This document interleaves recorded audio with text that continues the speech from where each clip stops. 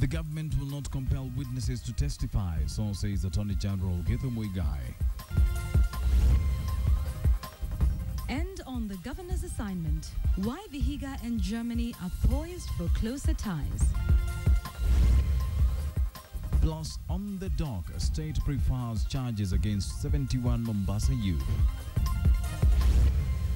This is Mwiki in Kasarani constituency, where there's an estimate of over 150 churches, so many that some have found a business opportunity. And mushrooming of churches. Just what does it require to establish a place of worship? This is KTN Prime with Yvonne Okwara and Wilson Mburu.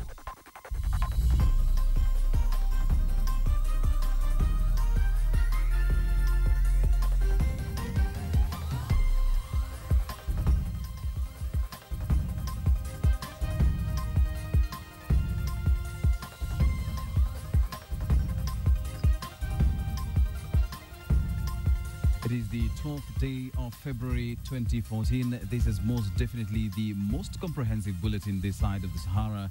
Welcome to KTN Prime. Indeed, many thanks for joining us tonight. We'll be having an interview in just a short while from now.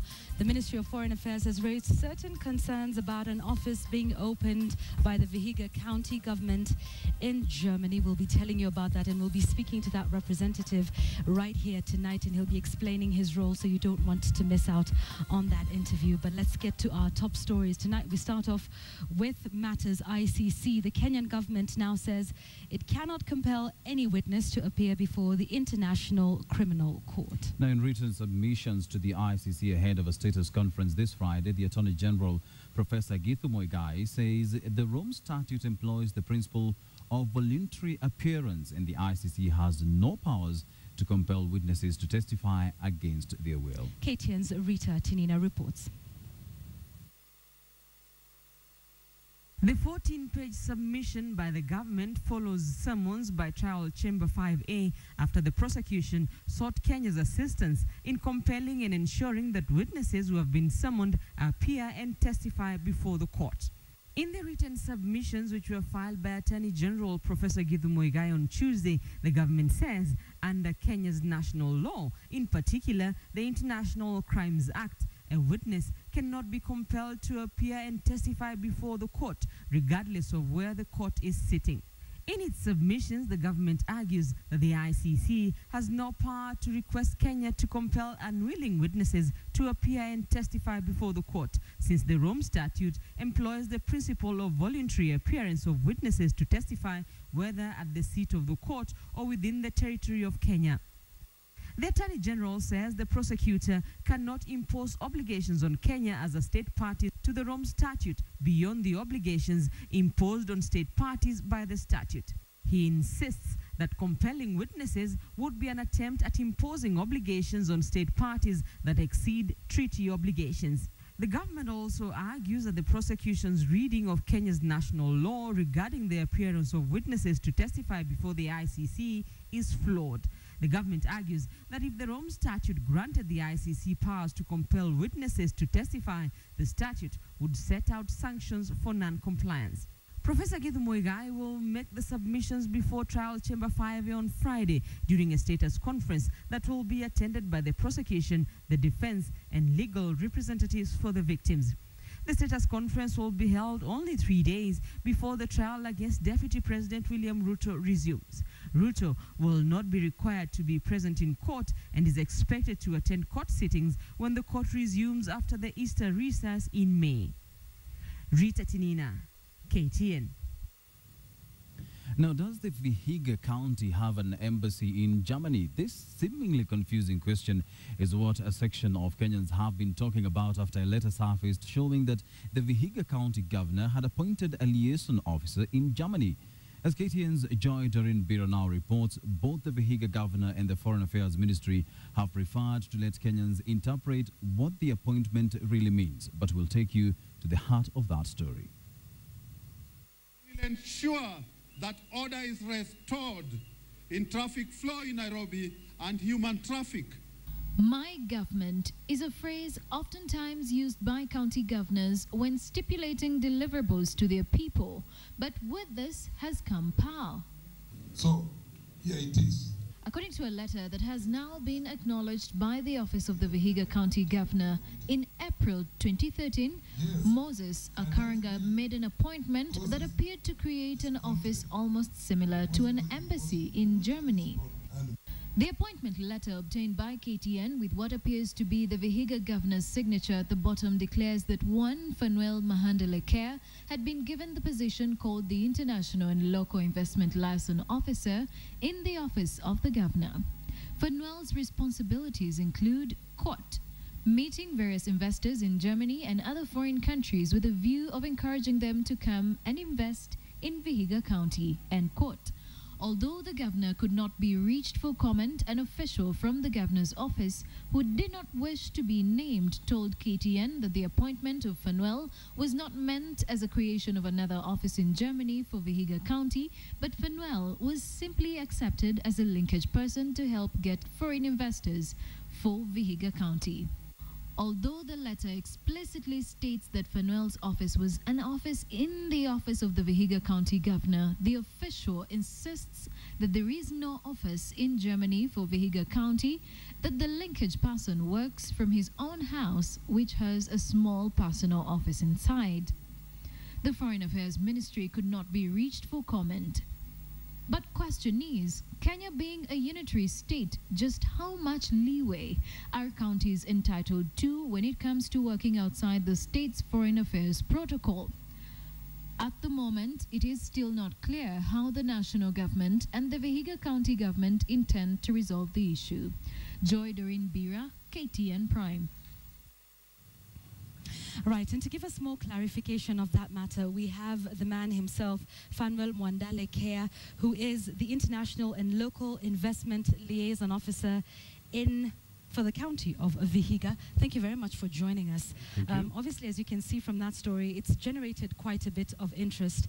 The Foreign Affairs Ministry is quoted as saying they're worried that your actions may be undermining the interests and the image of Kenya abroad. Tell us, what does your job entail? Yeah, my job, I've been living now in Germany almost 40 years.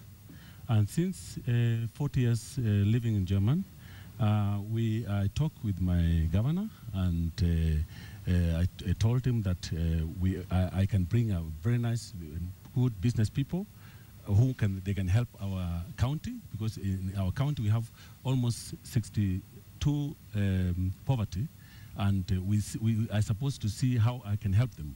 So this is what I tell him, and he told me that, okay, let us give you a letter, and you can act like a liaison officer in Germany. All right, and so where do you operate from when you're doing all the work that you're doing, speaking to investors? Yeah, in the moment we want to make our office in Germany.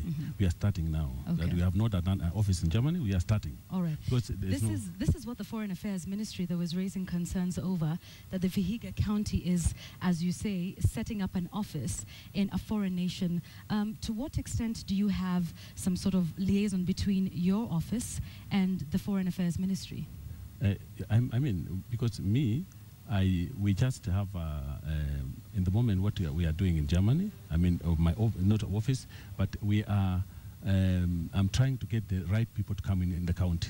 All right. Have you consulted with the Foreign Affairs Ministry at all regarding the work that you do, bringing in investors? No, are they involved? No, I went in. Yeah, they're involved. I told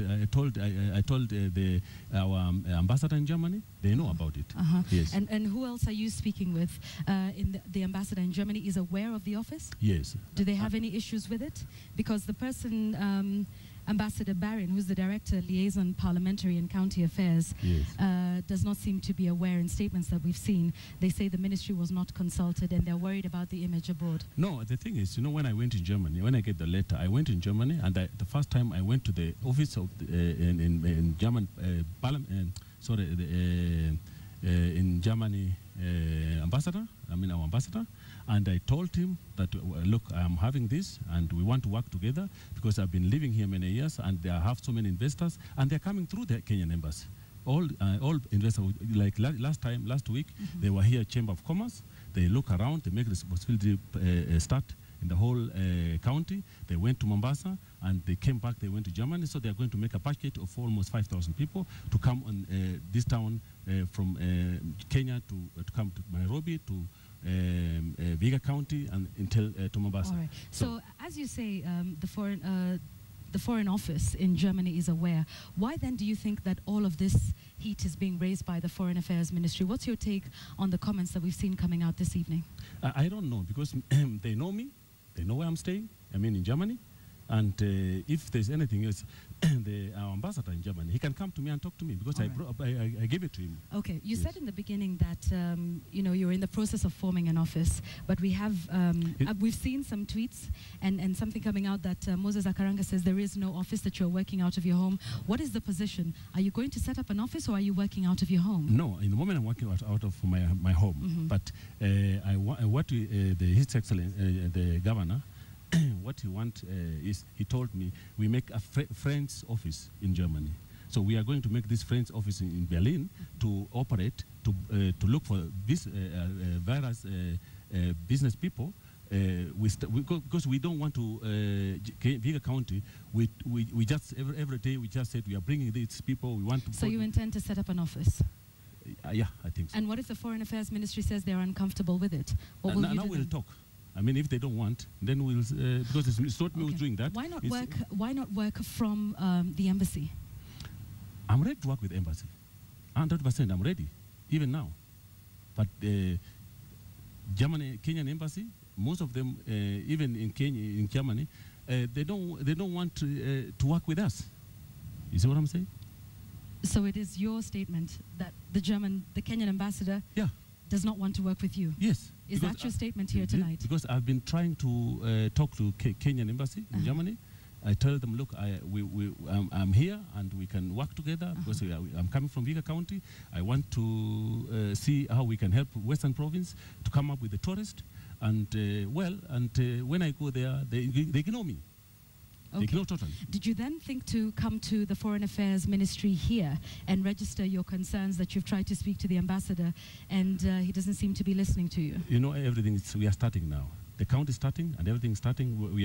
When I went there, I stayed there almost 5 months. Okay. So I came now, right now, and now I'm seeing I can go and talk to its Foreign Affairs and to see if they can help us to start these things in Germany, because it's necessary. Because I have so many investors, people, and so on. Okay, all right. And they're coming more investors. And so these investors, you just mentioned you had a group of investors coming in who have been touring Vihiga County? Yeah, they came here, Chamber of Commerce, one of from the Parliament of Germany, and he came here. He's the one who is responsibility for the whole Africa and Asia. So he came here and with a group of business people and the person who is responsible for tourists. So they make start from Vihiga County to Mombasa, and because what they want to do, they want to bring these people to come here, investors plus tourists. Okay. This is what we want to do. Okay, all right. Thank you very much for making the time to be with us today. Yes. This is something we will definitely keep following. We've been speaking to Fanwell Care, who is a liaison officer for the Vihiga County based in Germany, a position that is causing quite a bit of concern within the Foreign Affairs Ministry, and we'll continue to follow that for you. Let's go to a story that we have been promoting on social media today, and it's regarding matters affecting places of worship. Now, pastors in Nyeri County are an unhappy lot. The proposal by the Nyeri County government to tax church activities does not augur well with the clergymen who today marched through the streets of Nyeri. Now, the new Nyeri Finance Bill proposes to charge up to 10,000 shillings for a church crusade. KTN's Carol Derry has that story.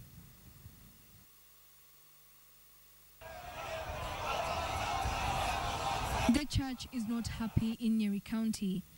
And while they were categorical in stating that this was not a demonstration, pastors from Nyeri County marched through the streets of Nyeri town on their way to the governor's office to present a memorandum. The memo listed reasons why they should not be taxed as proposed in the finance bill. The bill is in its first reading awaiting debate. The church has been classified with businesses. And we felt that it is not right because the church is not a business entity. And even as the pastors petitioned the county government, they also took it to the Lord in prayer. They say they're speaking for at least 1,200 churches across Nyeri County. Some of the clauses in the bill that do not sit well with the clergymen include a 10,000 shillings fee for every crusade. That we pay 10,000 shillings per day. So if you are to hold a crusade of 5 days, then you have to pay 50,000. And that is not all. The charges vary. Outside the stadium, we are being charged 80,000 per day. Outside the stadium. In the rural areas, when you go to any village to preach, you are being charged 5,000 per day. Making public announcements will force them to dig deeper into their pockets too. And so we are feeling that these charges are not right because as the church, we offer our services free of charge to the public. And according to them, this is the reason why the taxman should stay away. It doesn't make sense when the county government comes with a bill that proposes to make some levies or charges to us when we go out to preach. The Nyeri County Government's Chief of Staff Duncan Mathenge says they have heard the pastors' grievances and as a government will deliberate on the issue. We will try and prepare a memorandum as the executive and engage the committee of finance. He, however, advised them to present their memorandum to the Finance Committee of the Nyeri County Assembly led by Paul Ngiria, as the bill is no longer with the county executive. Because of the legal framework within which the bill has to travel, we have requested them to also present the same memorandum to the Assembly for consideration before the bill comes. And just what do the residents of Nyeri County feel about the proposal to tax pastors? Walipe kodi sababu pesa tu wanaweka mfuko. I don't think it is fair. I don't think it's even godly to charge the churchmen any fees. Isipokuwa ni ile pesa tu wanapata kwa washirika. Hana income. We offer valuable services to members of the public, and for that reason, we should not be taxed, is the cry of the Nyeri pastors, who hope that the Nyeri County government will make the necessary amendments to the finance bill that has seemingly caused them a lot of anguish. Carol Nderi for KTN in Nyeri. Now, the church and some mosques have made headlines in the recent weeks over various events that got the nation talking. And the religious leaders in Kenya has been left in the unenviable position of having to explain what is going on in our places of worship. Tonight, we go back to the beginning to find out just how these places of worship come into being in the first place. Take a look.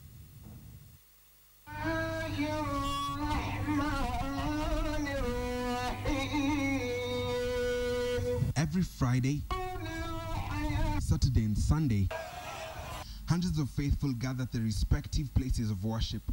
Passing by the streets in the neighborhood, one cannot ignore the names and structures that have been put up, and often the songs of praise and worship. But have you ever wondered what it takes to start a church or a mosque? This is Mwiki in Kasarani constituency, where there is an estimate of over 150 churches, so many that some have found a business opportunity. Mwangi has been in the pulpit business for 5 years now, and his business is thriving, selling the smallest pulpit at 7,000 shillings and the biggest at double the price. He believes that from his client count, there are at least 5 new churches weekly. Kanisa ni mingi. In fact, kanisa ni mingi Mwiki. Specific hata ziko. Tukihesabu hata Mwiki, mahali nimebase iko church moja. Kiangalia moja ndio hiyo, ukienda hapa ingine moja, pande ingine moja, kwa hivyo church ziko. Kwa hivyo akisema atakupromote na kila mtu moja moja, ya sifa. There has been a sharp focus on the activities of church and certain mosques in the recent weeks, prompting us to find out what level of moderation that authorities have powers to carry out over places of worship. We started from the very beginning, what it takes to establish an institution of worship. Places of worship are registered under societies in Kenya under the Societies Act 108. An applicant collects the forms from societies counter at the Registrar of Societies office. The applicant then submits the filed form with a registration fee of 2,000 shillings. A file is then opened at the registrar's office and is considered within a period of 120 days. Once registered, the applicants can then proceed with other establishments such as buildings, the leadership structures, among others. and the system of practice that we have within NCCK, the member churches, is that we do not have churches that are individually or encouraged to be individually owned. They ought to be council of elders or teams upon which the leader has to work under that system that holds them accountable for what they do. Churches under the NCCK, which consists of 26 denominations, put systems in place to ensure that their operations are monitored. However, there are a number of churches that are only registered at the registrar's office, making it a challenge to hold them accountable for what they preach or the activities they carry out. And so when an individual rises, and I have my own ideas of what I want to do, and I am registered, I'm really not a body corporate. I need to be a body corporate. And to be a body corporate means then I bring on board and be able to be accountable in that team spirit. Putting up a mosque equally has its measures. Motives have to be cut out clearly, and a number of spiritual leaders have to be consulted. Unfortunately, you cannot compare now what is happening in Christianity to Islam, because even if I set up a mosque, I'm not setting up a new sect. It is just a facility that Muslims can come and pray in. They can be from any mosque. And again, the issue of business here does not arise. Well, that story leads us to a big question tonight, and we are asking, should the government vet churches and mosques? Should the government vet churches and mosques? Of course, you can send in your yes or no answer to the number 22155, or you can tweet me at Wilson_Mburu, at Yvonne Okwara, or at KTN Kenya, #BQ, and we'll, of course, sample some of your views as well as give you the results at the end of this live newscast. Let's move on. 70 suspects who had been arrested in connection with riots at the controversial Masjid Musa in Mombasa were denied bail once again today, and they were slapped with up to 7 different charges. The magistrate said he needs time to consider the applications for bail. Betty Kialo has the details. The 70 who were among 104 suspects arrested on February 2nd following skirmishes at the Masjid Musa were arraigned at the Shanzu Law Courts Wednesday morning. The suspects denied 7 terrorism-related charges, including being members of the Somali militant group Al-Shabaab. Other charges leveled against them included being in possession of unlicensed firearms, including a police-issued AK-47 rifle and 20 rounds of ammunition, being in possession of materials including DVDs connected to acts of terrorism, incitement to violence, robbery with violence, assault, and preparation to commit a felony. Through their lawyer Mohammed Balala, the suspects applied to be released on bail, but the prosecution refused to grant the request, arguing that the suspects were a threat to national security. They will now remain in remand for another 2 weeks. The 70 are now set to appear before the court on the 26th of February, when the ruling on whether they should be granted bail will be determined. On Tuesday, 33 other suspects, including 3 women, were released after prosecution dropped the charges against them on account of insufficient evidence. Betty Kialo, KTN. It was a short-lived relief for the 4 men charged over the recent explosion at the Jomo Kenyatta International Airport when they got bail, only to have their release put on hold. The suspects Hassan Abdi Mohammed, Mohammed Osman Ali, Yusuf Warsame, and Garad Hassan were released on a 20 million shillings bail each and were just awaiting processing. But the Director of Public Prosecutions, Keriako Tobiko, quickly moved to the High Court to have the magistrate's decision reconsidered. Must prove itself with cold and hard facts. It's time to take a short break now, but let's remind you of our big question tonight, and we are asking, should the government vet churches and mosques? Should the government vet churches and mosques? Send your yes or no answer together with a short comment to the number 22155, or you can tweet me at Wilson_Mburu or at Yvonne Okwara or at KTN Kenya #BQ. We'll sample some of your views as the bulletin continues, and we'll have the final result at the tail end of the newscast. Don't go away, we'll have much more after the break. More realignments in the Orange Party ahead of the polls.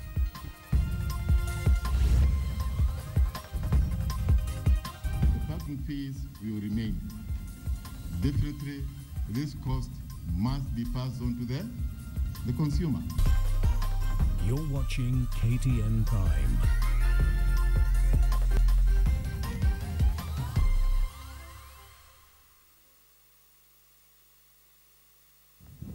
Welcome back. You're watching KTN Prime. Let's move over to politics. And Coast members of parliament allied to the Minority Court Coalition have stuck to their guns concerning the alleged plan to replace Kilifi North Member of Parliament Gideon Mung'aro as Court's chief whip. The lawmakers met Court leader Raila Odinga and resolved to have all their issues addressed at a Court parliamentary group meeting to be held Tuesday next week. Ben Kitili has the details. The friction over the claims of Jubilee molds in the Court coalition is far from over. The fallout over plans to replace Court Chief Whip Gideon Mung'aro triggered another meeting of Court members from the Coast region, who later met the Court leader Raila Odinga. They maintained that Kilifi North MP Mung'aro will not be replaced as the coalition's Chief Whip. We have agreed that whatever stand the coastal MPs have will be taken to the CPG that will be held on the PG that will be held on Tuesday. On Tuesday, the Coast Court lawmakers fired the first warning shot to the rest of the opposition coalition if they dared remove Mung'aro as party whip, and they are relentless. We respect what we said yesterday. We have briefed him on what we said yesterday, and he has acknowledged what we said yesterday. Mung'aro has been accused of being responsible for Court's lackluster performance in the last session of Parliament.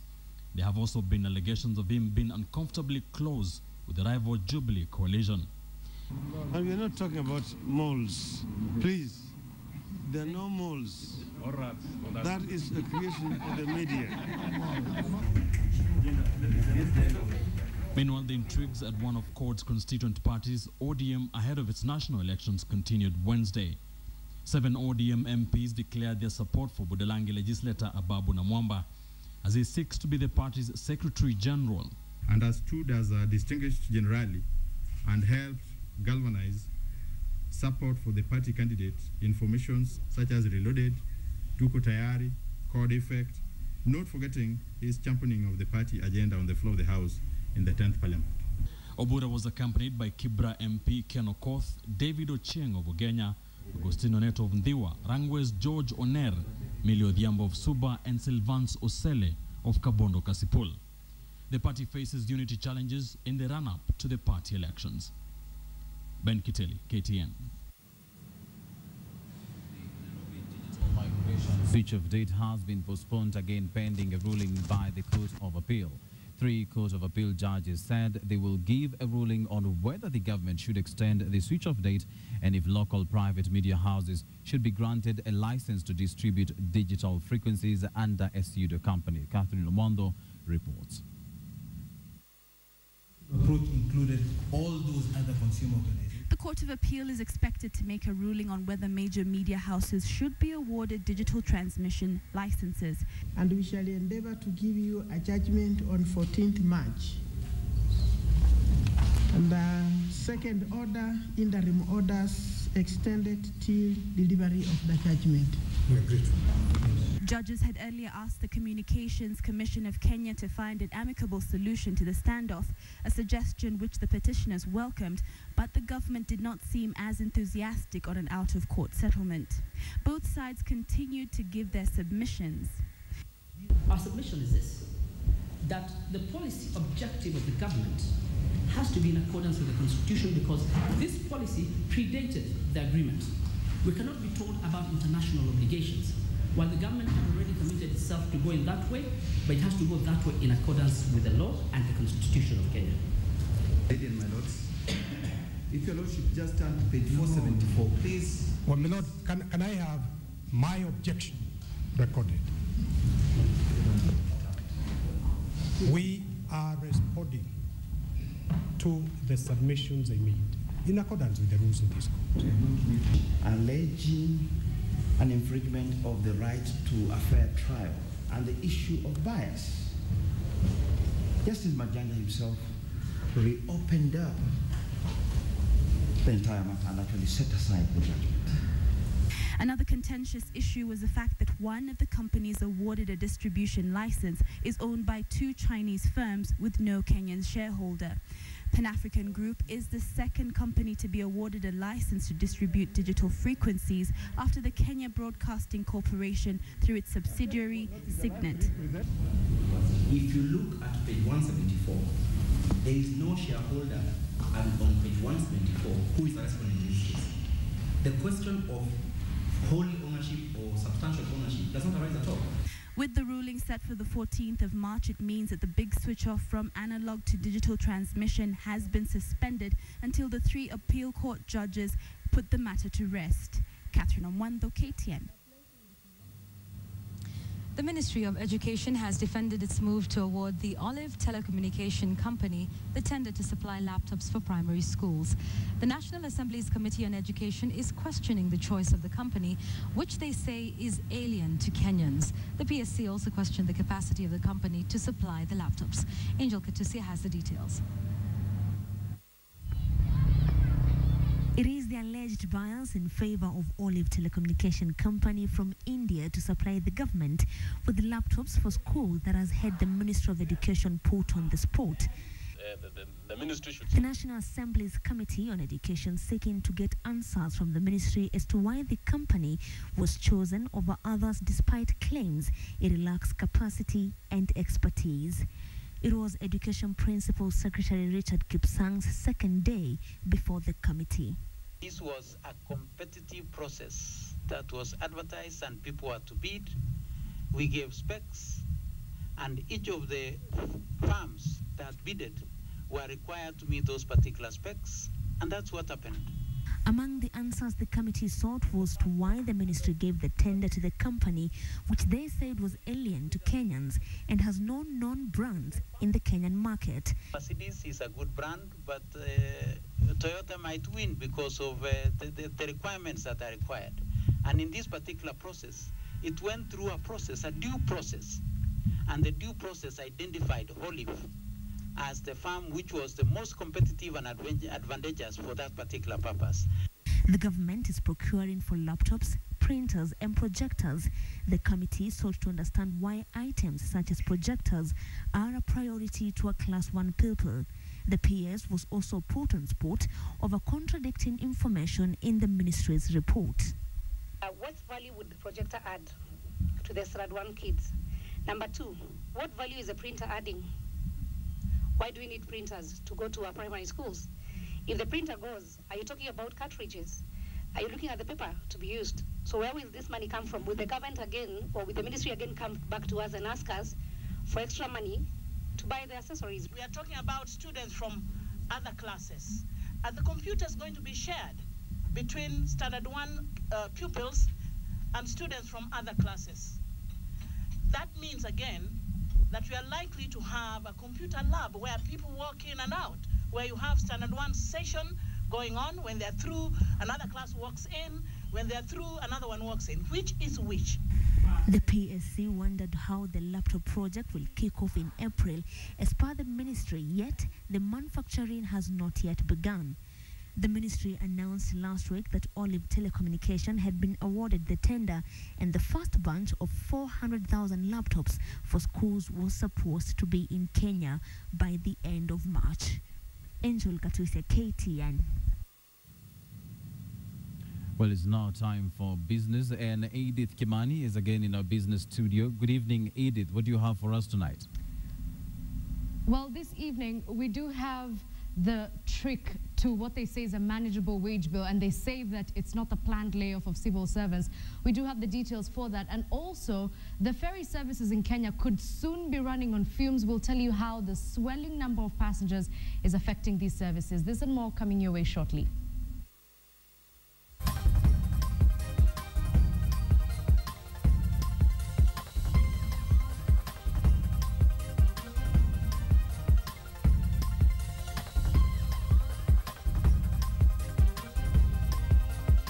You're watching KTN Prime. My name is Edith Kimani. Welcome to The Business. The planned layoff of civil servants will only bear fruit if it is well thought out and a comprehensive job review is carried. Anything less, economists at the Institute of Economic Affairs warn will not realize the desired results of a manageable wage bill. Philip Keitani has the details. Cornered by a soaring wage bill, the government has made it clear that it will be reducing its workforce. These both the government officials and economic analysts have pointed out will result into job losses. But even before the process takes off, the Institute of Economic Affairs says this must be done procedurally. The Division of Revenue bill had all those explanations coming from Treasury. The Division of Revenue Act, which is basically a 6-page document, had even less explanations. So it was the result of a political compromise, certainly. Currently, Kenya's wage bill is estimated at 55% of the total financial year's budget, as opposed to the global benchmarks of 35%. This has grown over the years right under the government's nose, with little action. Tough political decisions will have to be made. We have seen that Kenya has a lot going for it in its favor if it's going to see this longer-term period of sustained growth. But we've also seen that there are crucial things that were present in other cases that are still missing in Kenya. In executing these, the IES says deliberate effort must be made to carry out comprehensive review of the workforce estimated at 700,000. This, they say, will help determine those to leave public based on salary scales. We don't know if this figure is correct. And this may be another place where we need to contain the wage bill. These figures may be too high. We have to do something to cut down how much we are spending at the county level on wages as well. As it is, the burden of footing the ballooning wage bill lies with the Kenyan taxpayer. These are seen analysts urge Kenyans to be vigilant on such issues. The key is to keep focused on the new revenue mobilization possibilities, but also not to accept that there is just an autopilot acceptance of any increase in recurrent expenditure. The retrenchment process is expected to help the government maintain a lean but efficient workforce. But the big elephant in the room is exactly how the government will arrive at the 100+ individuals that will be shown the door. Philip Keitani, KTN Business. Did you know that February is Black History Month? Well, now you know, and Kenyan tour operators are actually being challenged to take advantage of the Black History Month celebrated in the United States of America to sell Kenya. Speaking at Shimoni Slavery Museum, Deputy Ambassador of the U.S. to Kenya, Isaiah Parnell, said several Black Americans used the opportunity to trace their African ancestry. Now, according to the Deputy Envoy, over 100,000 Black Americans visited Kenya last year alone in their quest to trace their roots. Shimoni Caves were one of the centers where slaves from different countries were assembled before being shipped to Zanzibar slave market. The U.S. government refurbished the museum as part of the celebration to mark 50 years of relations between Kenya and the United States. The passenger and vehicle traffic using the ferry service in Mombasa could soon outstrip the available vessels.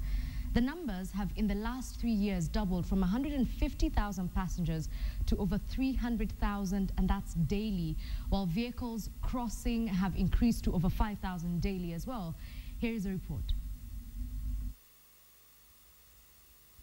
For several years, the ferry service has offered the only mode of transport considered efficient between the north and south coast. However, with population pressure, Managing Director Musa Hassan Musa says there is need for more vessels to ensure that services remains at their best. The same number of vessels, but the traffic levels has increased. What does that mean? It means we have to provide more vessels, more man hours, more availability, so that we could cater for this. Currently, KFS operates only 5 vessels at both Likoni and Mtongwe crossing channels, each with varying capacities for vehicles and passengers. Motor vehicles are charged to use the ferry, while the public does cross for free. As much as it may sound free of charge, the compensation is done by the Kenyan government. This is after the presidential decree 1969. With demand to cross over to the white sandy beaches of the south coast, tourism players have in the past blamed the delays at the crossing channels for their woes. The management, however, says that the introduction of priority passes is expected to solve this. When you get priority pass, you are given those privileges, you board firsthand. As part of its efficiency plans, the Kenya Ferry Services will be in the coming week carrying out feasibility studies on its new way bridges with a view of introducing charges based on weight. Especially for these commercial vehicles, we must know what is the weight that we are carrying. And also it assists us in loading so that you are able to balance the vessel. This is where we went up KTN Business, as Bonnie Tunya says, quick and painless. See you tomorrow. I'm Edith Kimani. Back to you, Wilson Mburu. Thank you very much, Edith, for that. Now, Yvonne Okwara is standing by with the recap of our top story tonight. That's right. Thank you, Wilson. The Kenyan government now says it cannot compel any witness to appear before the International Criminal Court.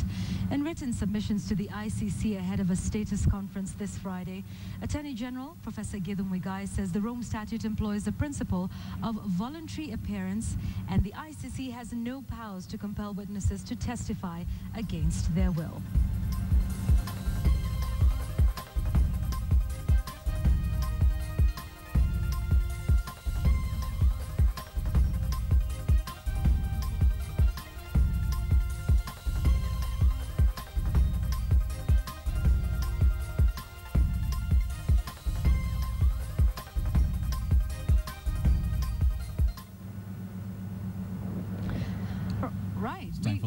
Time for sports, but before we do that, let's remind you of our big question tonight. We're asking you, should the government vet churches and mosques? This is following Ian's story, just trying to take a look at the registration process of churches in the country. Should the government vet churches and mosques? Send us your thoughts. The SMS number is 22155.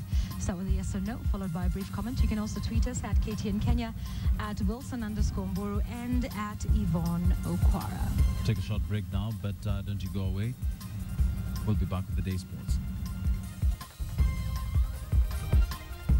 A healthy Valentine's Day, just what you need to know. You're watching KTN Prime.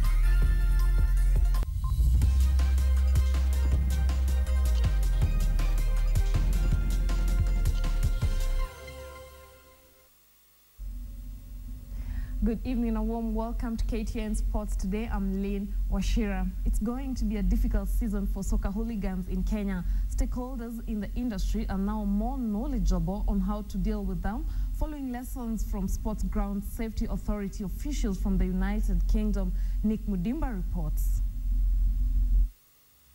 Many people in one area, how to get the players out safely, so you have a special and hopefully we'll share their plans with you.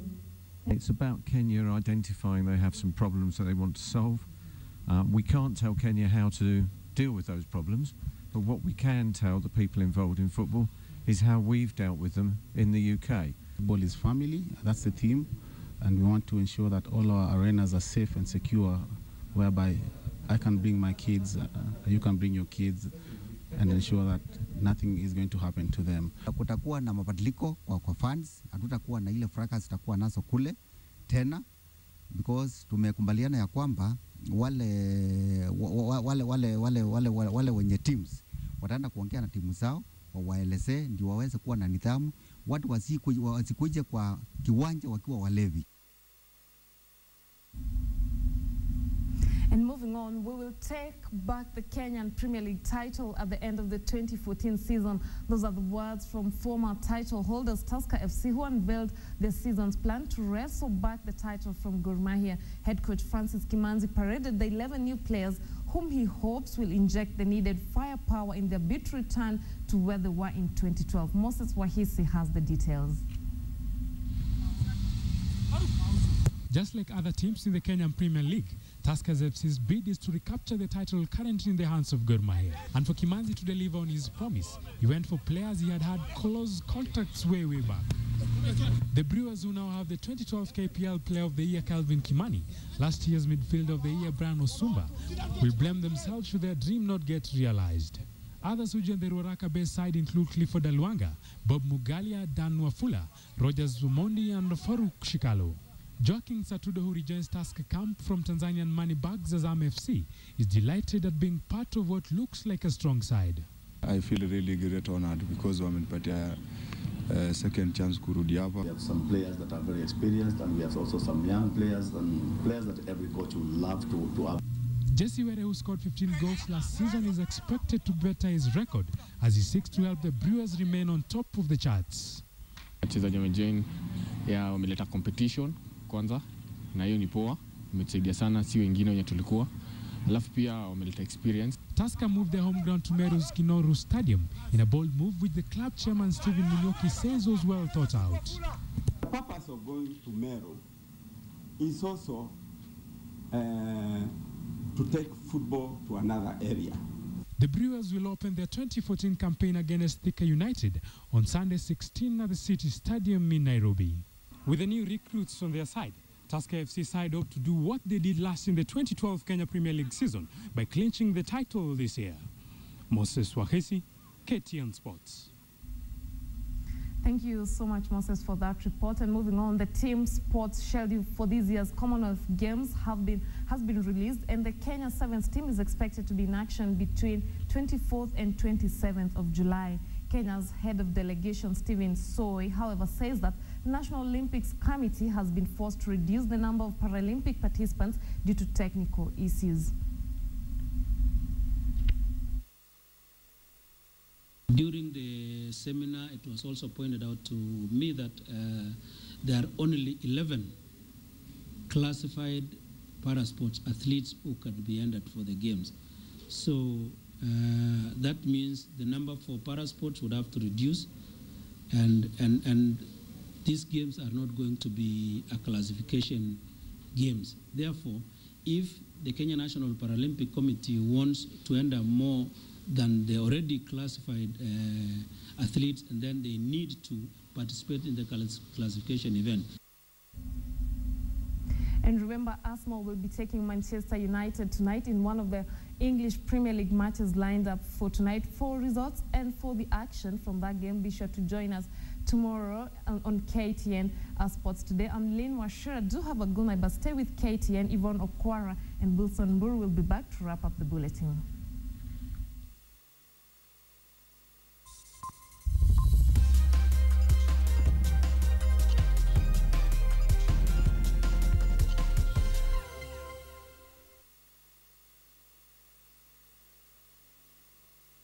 KTN Weather Forecast in association with Mortein Doom Cockroach Killer.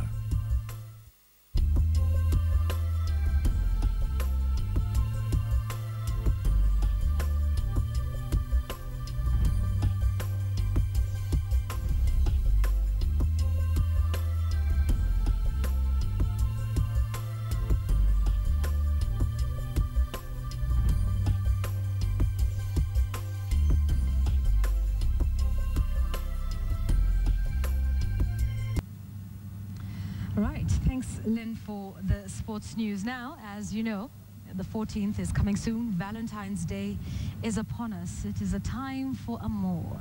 Now time to quote an Andrew Lloyd Webber play, love changes everything, especially when it comes to your health, both physically and mentally. How? Well, here is more. If you are planning a night of romance for your sweetie, it may turn into something more intimate. And doctors say that's a good thing because sex can do wonders for your heart. The more frequently you have sexual activity, the healthier is your immune system, which will put you at lower risk for infection and inflammation. Both of those have been tied to the development of vascular disease. That's because sexual activity opens up the blood vessels, and being in a good relationship makes it even better. And a comprehensive review of divorce statistics by the University of Arizona showed that divorced people are at 23% greater risk of early death than married people. So it's important to work on bonding. It can provide a release of emotions, whether it's through sexual activity with each other, just shared activity. It helps decrease feelings of loneliness, and loneliness can lead to depression and anxiety. And it cuts down on stress. So Dr. Jones recommends the following tips for keeping the romance alive. Be an active listener. Focus on the positives in your relationship. Stop nagging. Make time for your partner and touch more often, because your heart can always use a little love. For today's Health Minute, I'm Susan Hendricks. Advice, there you have it. So let's see how it pans like out those for the tips. 14th. You do Yes, you? Let's move on to our big question of the day today. We asked you whether churches and mosques should be vetted by the government. And here's how you polled. 58% of you say yes. 42% believe churches should not be vetted and the government has no place vetting the church. Let's take a look at some of your comments tonight. Lieto Yango, you say freedom of worship and freedom of choice of place of prayers is a cardinal virtue and aspect of good governance. Let me read one more from Eric Nyasiri. You say church itself is a government and no way a government can be vetted. Kisaka from Webuya says, yes, most churches are running on commercial basis, hence they have lost the meaning of church. They're making more money than they are giving services to the members. There's another yes here. Bishop Shinali from Kakamega says the government should not vet churches. This is a no, actually. In fact, the current number of churches are few. Also touching on matters of God's kingdom must be handled with care. Okay, more churches, according to him. Let's All have right. more churches. Okay, thank you so much for your feedback. We cannot read everything, and of course also some great feedback on that interview we had with Fanuel Kea, who's the liaison officer for Vihiga County in Germany. Thank you so much for participating in our bulletin tonight, for tweeting, for texting. We'll see you again tomorrow. Have a good night. Enjoy the rest of the viewing tonight.